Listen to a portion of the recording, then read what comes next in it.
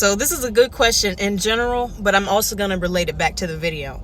In order to build up your self-esteem, you need evidence that you are worth something to yourself. You know what I mean? When it came to me building my self-esteem, it was necessary for me to find time with myself to find out who I was. So I'm at the point right now, if I come into anybody's life, I have always prayed this prayer: Lord, let no one come into my life unchanged in a positive way by me. Like, I want you, if you spend a significant amount of time with me, I do not want you to be the same after you leave or after the relationship has ended or whatever happens.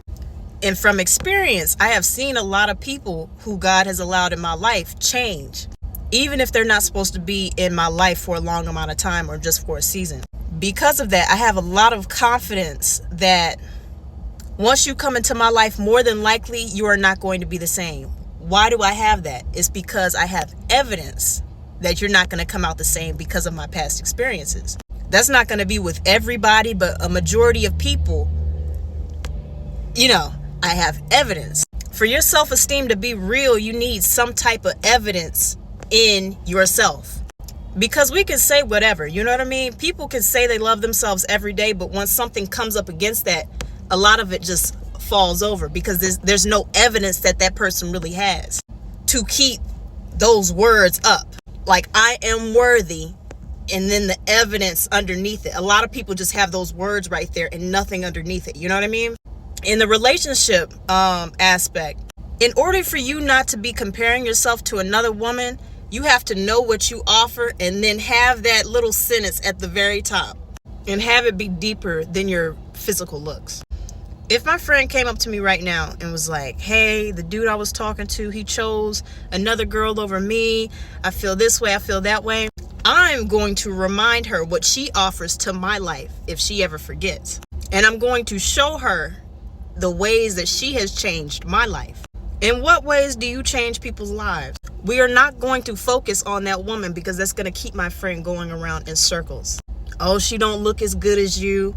Oh, she's this. Oh, she's that. Oh, she's this. Oh, she's that. But at the end of the day, you're trying to figure out this question. Why did he choose her over me? If you focus on that girl's physical or anything else that's unnecessary, you just keep going in circles because the question is still not answered.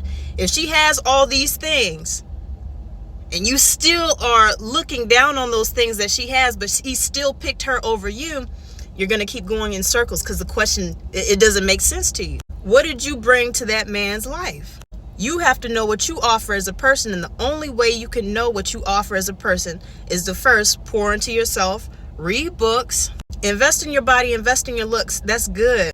But I say take all the things that you're good at and invest in those things. Like, write down the top 5 things that you're good at, and they don't all have to be physical. You might be good at talking to people.